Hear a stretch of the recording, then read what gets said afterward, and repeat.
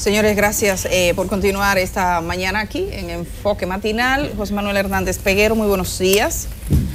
Fue fiscal del Distrito Nacional, fue miembro de la última actividad que le vimos fue en el Tribunal Superior Electoral, donde usted anunció con tiempo que no iba a aspirar, no se sometió a ese escrutinio, donde finalmente no quedaron ninguno. Así es. ¿Cómo está usted? Excelentemente bien, agradeciendo la invitación. Y yo creo que hay muchos temas, ¿verdad? Sí, vamos a comenzar por los casos de drogas. Sí. Porque a usted le tocó, digamos, de ese periodo renaciente de la droga en República Dominicana. No diga periodo así. ¿Cómo diría? Un periodo floreciente de la droga en República Dominicana. Porque floreció también la... Decir un periodo floreciente de algo es positivo siempre. Ah, bueno. Lo que pasa es que floreció, por ejemplo, floreció el narcotráfico. Floreció el narcotráfico, los grandes edificios. Yo recuerdo en esa etapa cuando algunos involucrados, esos edificios y esas torres se hicieron al amparo de esa estructura que usted investigaba. Que no llegaron a más porque se estructura este país y la economía. Me gustaría comenzar con el caso de Maconi. Bienvenido Guevara Díaz. Una de las personas con más suerte en la historia del narcotráfico. Es un viejo conocido, para usted lo es. Sí, sí. ¿Cómo fue en esa etapa? Pero mira, es importante hablar del periodo. Sí. De que estamos viviendo ciertamente un periodo muy floreciente. Y no se trata de que en República Dominicana se produce droga, sino de que República Dominicana es un país ideal para el tráfico, para que desde aquí parta a otro lugar, Europa o Estados Unidos. ¿Qué lo hace ideal? ¿El lugar? El lugar estratégico y ciertas condiciones que no podemos... Puerto Rico sería igual, pero allá está la DEA. Evidentemente. Cuba. Pero debo decirle que la droga de aquí va a Puerto Rico para ir a Estados Unidos. Después que entra a Puerto Rico, con facilidad va a Estados Unidos. Ahora, ¿qué está pasando en Colombia? La desmovilización de las guerrillas ha dado lugar a un auge del tráfico de droga sin ningún tipo de límite como lo había antes. Y todos estos cargamentos responden a esa realidad. Es decir, que frente a lo que está sucediendo, yo creo que hay que ser... Pero los analistas dicen, y contradicen lo que usted dice, doctor, porque los analistas dicen que cuando aumenta la producción de droga, siendo que el mercado es el mismo, hay una depreciación en los precios de mercado y eso no se ha producido después de la desmovilización. Sí, hay mucha droga. Hay tanta droga que los carteles no saben qué hacer con ella. Por eso, cuando usted ve que acá se agarra mucha droga, no crea por la cantidad. Al final de cuentas, las estadísticas lo que responden es a que un solo 10% se captura. Pero es un 10% de lo que cruza. Por eso. Entonces, la realidad de la desmovilización de la guerrilla en Colombia ha dado lugar a otra realidad, de que ya las guerrillas no están en las lomas, en la selva, y están entonces de nuevo los carteles. Entonces, eso da lugar a que el tráfico por la frontera de Venezuela, que es muy deficiente, se manifieste en que el Caribe ha sido inundado nuevamente y por ende también nosotros. Ahora, en lo que respecta a Maconi, volviendo a su pregunta, yo quiero observarle que formaba parte en aquel entonces de la estructura del narcotraficante Quirino Ernesto Paulino Castillo. Jugaba un papel determinante. A él, Quirino le decía el cuñado. Al parecer había una relación y no fue apresado en la operación donde cayó Quirino y otras personas más, el coronel Nin Terrero y el chofer Cuevas Nin, porque él se desvió, él era la escorta de la droga y la dejó sola y entonces no pudo ser apresado. Fue pedido en extradición, pero estuvo también dentro de la acusación que nosotros presentamos porque teníamos infinitas pruebas, muchas interceptaciones telefónicas, porque él era el que lo organizaba. El operativo. El operativo. ¿Y no fue condenado por ese caso? No, porque intervino ahí la decisión, ya yo estaba fuera de la fiscalía, de la extradición. En principio, cuando se solicitó la extradición de Quirino, yo era nuevo en el cargo, pero no la veía bien. Yo garantizaba que con las pruebas que existían podíamos sentenciarlo, podíamos tener la sentencia. Evidentemente, esto era un cartel acá. Ese grupo era un cartel que operaba no tan solo a nivel de República Dominicana, sino de algunas islas, incluyendo Puerto Rico. Y por eso la necesidad de la extradición. O sea, él es extraditado, pero en Estados Unidos por un tecnicismo. El tecnicismo, ¿qué es lo que yo no entiendo? ¿Por qué quedó? En Estados Unidos ¿sí? No lo juzgan porque ya había sido juzgado aquí. No había sido juzgado. Pero, no había sido juzgado acá. Pero eso es lo que dice la información. Él finalmente va a Puerto Rico. En el Distrito Sur de Estados Unidos no es que lo juzgan, él lo juzgan en Puerto Rico por otro caso. Sí, por otro cargamento. Un caso de 105 kilos. Que cayó y que Quirino era y por el cual nunca ha sido juzgado. Y nosotros presentamos acusación.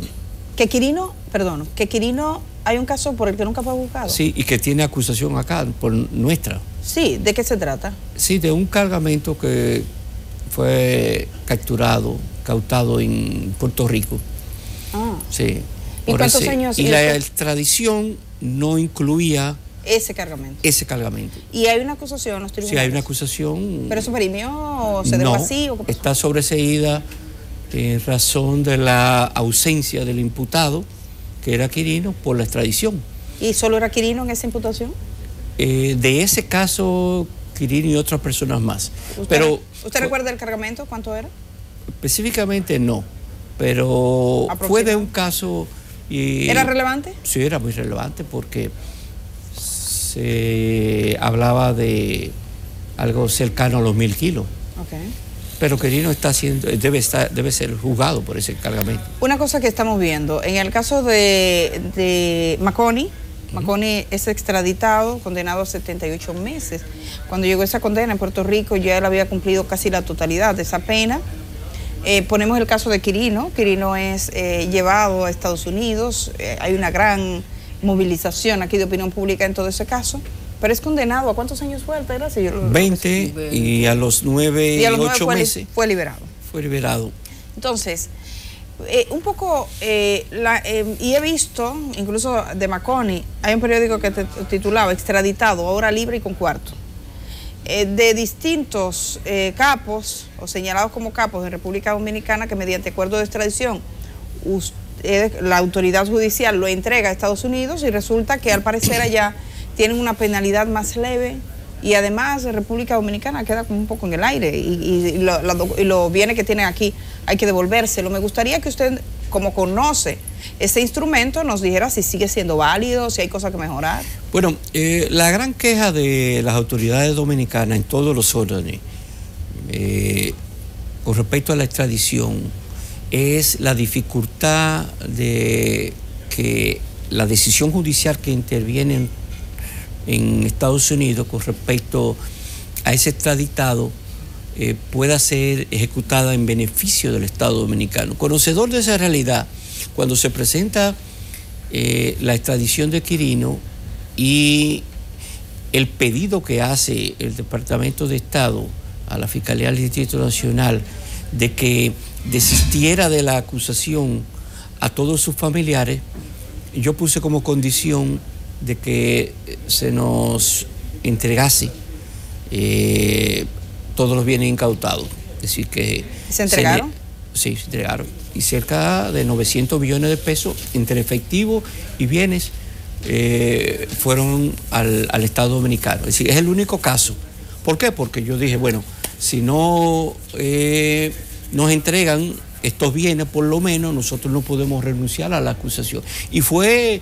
debo decirle que fue muy peleado, es decir, fueron muchas las reuniones que tuve en Nueva York con los fiscales y los abogados americanos y dominicanos de Quirino y su organización. ¿Qué interés podría tener el sistema norteamericano en defender los bienes de esta gente? Porque uno ve el caso de Maconi y hoy estima, creo que el periódico El Día, la fortuna de Maconi en $1.000 millones de pesos.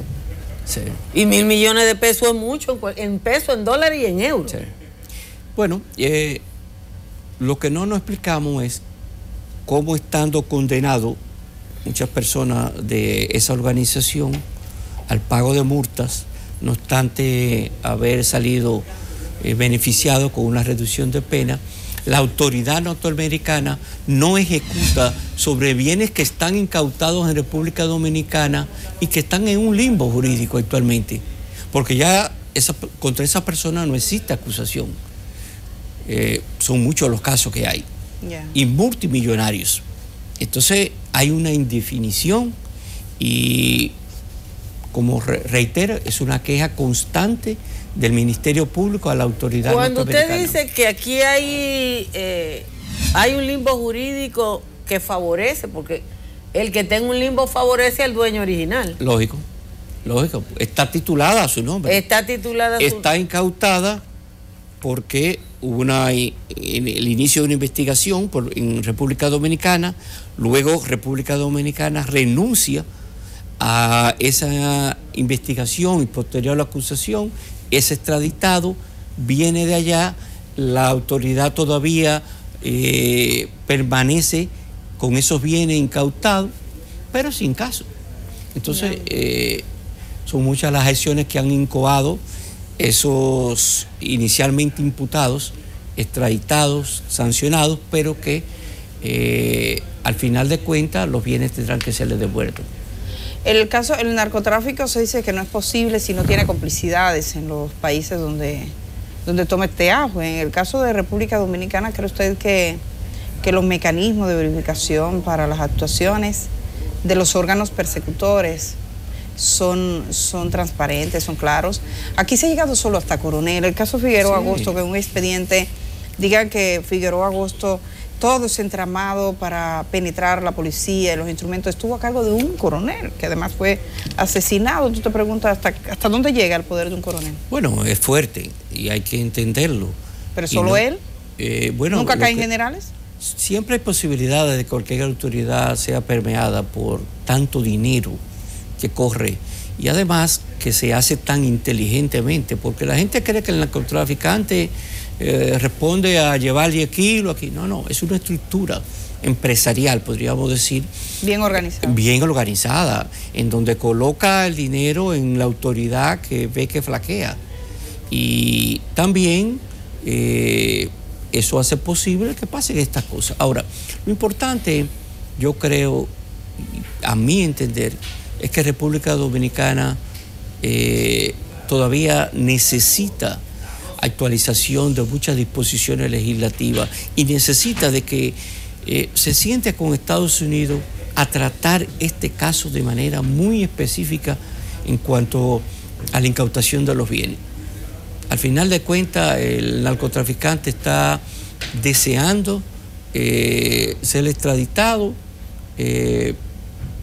y allá tiene de eso se han escrito como 10 libros. Yo debo haber leído 2 o 3, porque el cártel... Sí, y no es en República Dominicana. Lo que dice el del cártel de los sapos es que en definitiva la salida en un momento para un narcotraficante es caer preso. Caer preso, que te juzguen y te condenen. Porque cuando te juzguen y te condenan, tú te liberas. Sí. Ya te limpiaste. Ahora, yo tengo una pregunta que no tiene mucho sentido, pero se la quiero hacer o me muero. Y es que en este país no hemos pasado la vida subestimando al pobre sur, ¿verdad? El sur es la región más pobre del país, el sur tiene la gente menos educada, y sucede que en el CONE no hay nadie del sur. En el CONE no hay nadie del sur. Y los 3 traficantes más grandes de la República Dominicana, uno es de Elías Piña, la provincia más pobre de la República Dominicana, que es Ernesto Paulino Castillo. El otro es Maconi, Rolando Florian Félix. Barahona. Sí, que es de Barahona. Entonces, todos los narcotraficantes importantes de nosotros vienen de las 5 provincias más pobres. ¿Cómo que se ha desarrollado ese talento? ¿Y cómo es que a los otros no le llega? Es una cuestión geográfica. Es decir, la costa sur es la más cercana y la más accesible a los traficantes desde Venezuela, Colombia y otras islas. Yo no creo. Entonces, Lógico, porque... Creo que Quirino es del llano de Elías Piña. Escúcheme, bordear la isla para llegar al norte es muy difícil. Se expone demasiado. Magistrado, Quirino es de Elías Piña. Sí. Para usted llegar a Elías Piña... La frontera. Desde Barahona. Es por la frontera. Ah, es por la frontera. Donde él estuvo el debut inicial, si usted lee el libro historial, era en el tráfico de vehículos robados desde Haití. Luego pasa al microtráfico desde Haití. Pero ya cuando ocurre eso, entonces la organización lo involucra en los grandes cargamentos y en ser el jefe del cartel. Entonces, se va por grado. Se va ascendiendo. Sí, no importa, pero si usted analiza, por ejemplo, aquí, ¿por dónde está entrando la droga? No está entrando por aire. Es decir, ilegalmente por aire no. Cuando entra por aire es con un vuelo aparentemente legal. Sí, por lo de los supertucanos. Sí. Entonces, yo creo que se hace necesario reforzar la frontera y la parte naval en el sur. Pero siempre se supo que la droga básicamente entraba de ese modo. Yo estaba mirando, buscando en los antecedentes de uno de los que figura, que es Dante Medina, en este expediente ahora de Marconi, que él fue capitán de la embarcación donde vino la droga por la que fue condenado Florian Félix a 20 años. Sí. Y en ese momento los periódicos de la época titulaban que era una red que lanzaba desde lanchas, desde embarcaciones. Venían lanchas rápidas y se llevaban los cargamentos. El mismo procedimiento de ahora. Fue, sí, una embarcación y le esperaban lanchas o le esperan vehículos. Y lo hemos visto en el caso de Figueroa Agosto también, salían algunos elementos de esa naturaleza. O sea, cuando República Dominicana decidió optar por proteger el aire, no necesariamente era porque en el aire estaba el mayor negocio. Había, pero mucho aire. Yo sí, solo digo porque teníamos las informaciones y hay una definición, una identificación sobre el área geográfica. Y las trazas eran miles. Se estaban tirando hasta en las carreteras. Yeah. Yo recuerdo ahí en la de Samaná, eran frecuentes. ¿Usted conoció, salió a relucir el nombre de Quirinito por aquella época o es de recién? No, en aquella época no. ¿Qué le parece la muerte de Quirinito? ¿La muerte? Sí, la muerte y la resurrección. La muerte y la resurrección de Quirinito. ¿Qué le parece? Bueno, mira. ¿A usted se le murió alguien mientras usted estuvo? No, así no. Así no. Yo digo que en ese caso hay detrás de eso una organización, no cualquiera. Yo creo que eso escapa al ámbito nacional. Eso fue muy bien estructurado. Pero y creo que hay muchas complicidades. Para que eso era lo que le iba a decir. Para que eso funcionara, ahí bailó mucha gente. Mucha. Y mucho dinero. Y lo que creo es que hay muchas complicidades que no han sido todavía debidamente cuestionadas. Yo creo que el sistema carcelario dominicano, penitenciario, merece una revisión. Evidentemente. Aún con... Si yo fuese procurador, óigame bien, yo tengo que saber dónde están los presos más importantes. Siempre. Y lógico, pero yo fiscal, yo no sabía dónde se movían todos mis presos. Y yo voy a permitir que me muevan un preso de importancia de Santo Domingo a San Francisco. ¿Usted no va a enterar? Pero no, pero ¿cómo es posible? Yo tengo que recibir un reporte diario de cómo están los presos, de si le pica un moquito. A los presos. Lógico. Pero venga acá, la primera noche que Quirino estuvo en una cárcel, se presentó un incidente. ¿Ah, sí? Sí. ¿Qué pasó? De riesgo. Y bueno. ¿Y por qué? ¿Qué pasó? ¿Qué tipo? ¿Cuál es la naturaleza del incidente? Era el ingreso de prostituta y de bebida alcohólica. Ah, ¿y lo dejaron pasar? Al parecer sí, sucedió inmediatamente, no sé si usted recuerda, y eso me llegó bien temprano, en madrugada, y nosotros ordenamos el traslado, ya estando en Najayo, en el sector de extraditado. Inmediatamente yo dispuse, y lo hice arbitrariamente, debo decirlo, porque ese señor corría riesgo, trasladarlo a la cárcel de la DNCD, ¿no? De la DNCD. De la DNCD. Allí llovieron las querellas contra mí, pero bueno, había un plan. Ya. Bueno, y había un tema de seguridad, supongo.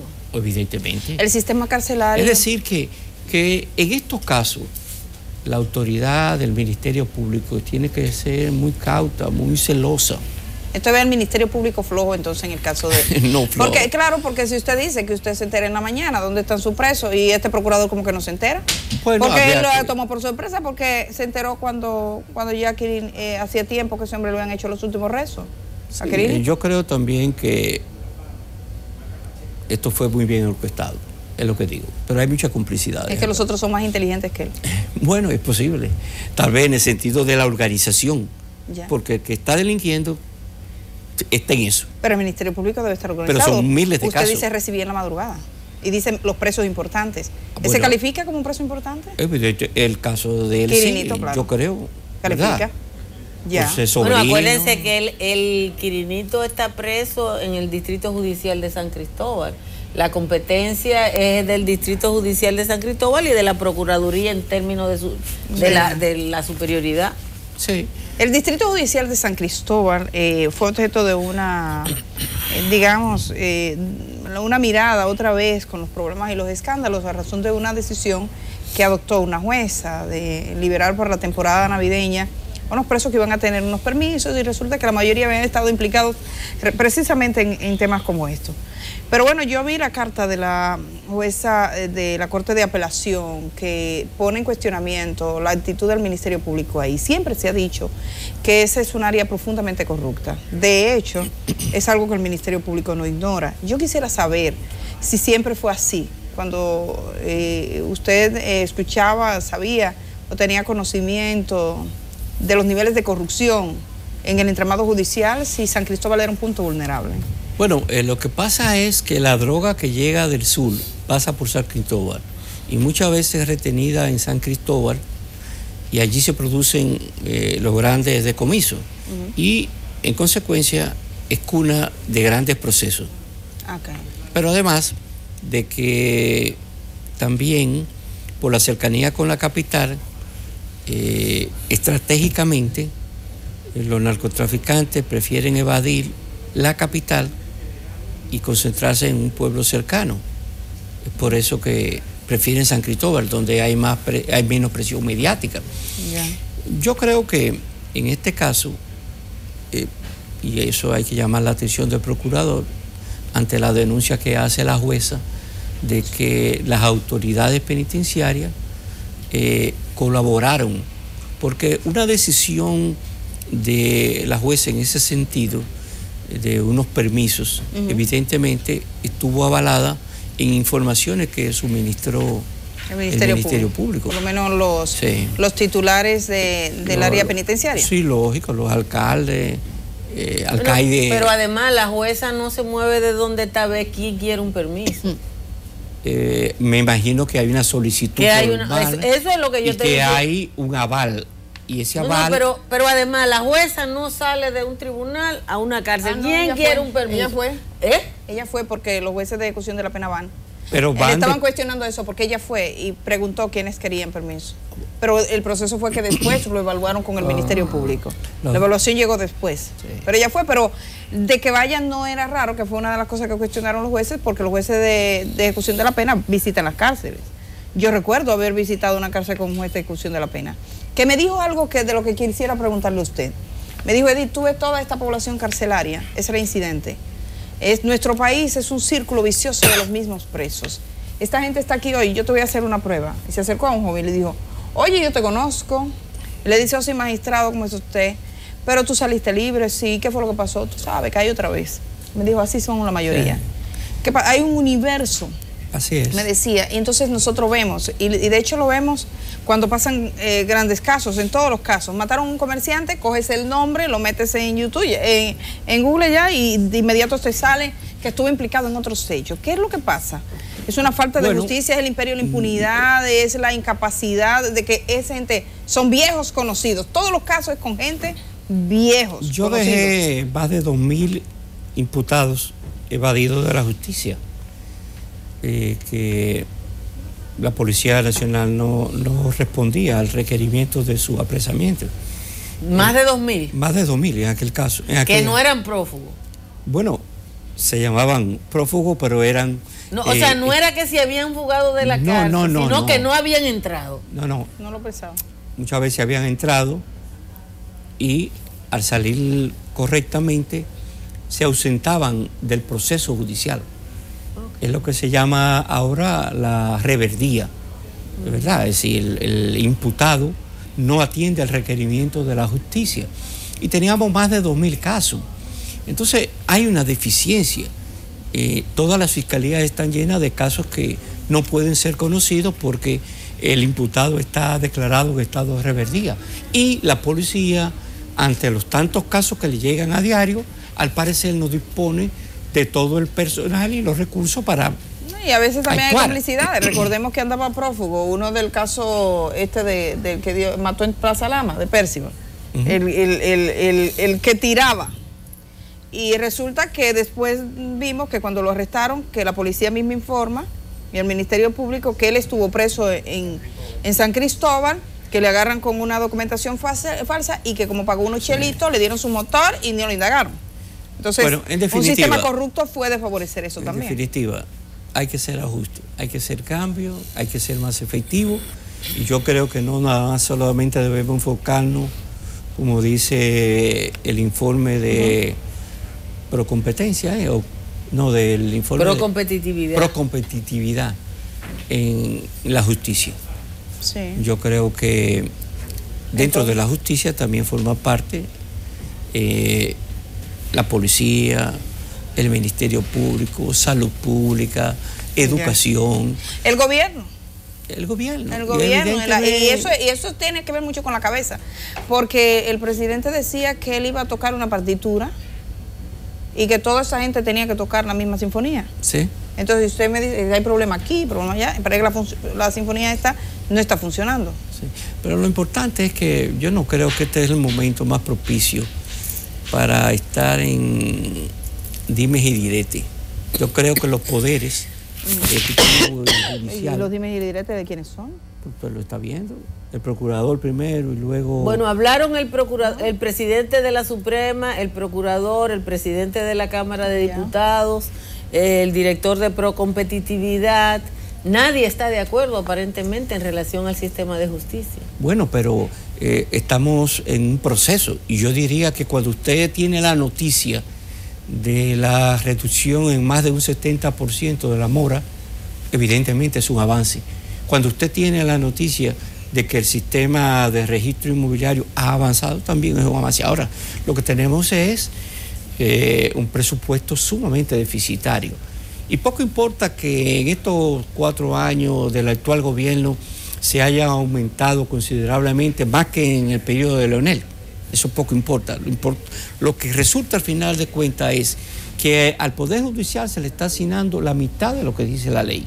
Ya. La mitad de lo que ellos solicitan. Tenemos que irnos, lamentablemente. Pero ¿usted cree que este presidente va a aspirar a la reelección? ¿Quién? Este presidente va a aspirar a la reelección. Yo creo ¿usted que... político? Bueno, la verdad que la pregunta... Cambiamos rápido, sí, pero es que no me quería ir sin eso. Cuando escuché lo de... Algo me inspiró para hacérsela. Yo creo que no. Y generalmente yo creo que el actual presidente de la República tiene el conocimiento y tiene la experiencia política de saber cuándo es el time en la cual él podía hacer eso. Ahora no es posible. El PLD se enfrentaría a una quinta repostulación como partido, digámoslo. No se sabe quién será el candidato y evidentemente eso impactará en el caudal de votos. Ya no será tan fácil ganar. Bueno, muchísimas gracias. Con usted nos quedan temas pendientes, obviamente. Ojalá tener una agenda grande, pero otro día usted viene aquí de nuevo. Me dijiste que íbamos a hablar del centro de hombres. Sí, vamos a hablar del centro de hombres, pero será otro día, porque lamentablemente el tiempo se nos fue. Usted está muy enterada de eso. ¿Cuándo se instalará el próximo? Dicen que van a instalar 5, creo que fueron, que anunciaron, pero no tengo los tiempos. Ese tiempo del que usted hablaba respecto al presidente, todavía yo no lo preciso. Gracias. Muchísimas gracias, Hernández Peguero, por estar esta mañana, ex fiscal del distrito, ex miembro del Tribunal Superior Electoral, abogado y político. Hacemos un cambio.